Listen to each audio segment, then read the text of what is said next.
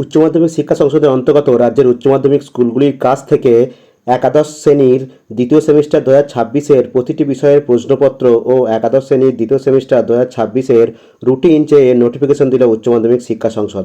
আগামী 6 এপ্রিল 2026-এর মধ্যে ইমেল করে একটি পিডিএফ কপিতে যেখানে স্কুলের নাম ও সংসদের দেওয়া এইচএস কোড সহ পরীক্ষার রুটিন ও প্রতিটি বিষয়ের প্রশ্নপত্রও পাঠাতে বলা হয়েছে।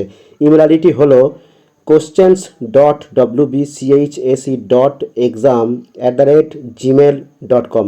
বিজ্ঞপ্তিতে এও বলা হয়েছে যে শুধুমাত্র উক্ত ইমেল ছাড়া অন্য কোনো মাধ্যমে প্রশ্নপত্র ও রুটিন পাঠানো যাবে না। প্রসঙ্গত, একাদশের পরীক্ষা নেয় স্কুল, তারাই প্রশ্ন তৈরি করে এবং মূল্যায়ন করে থাকে। সংসদ শুধু পরীক্ষা নেওয়ার সময়সীমা বলে দেয় ও নাম্বার পাঠাতে বলে।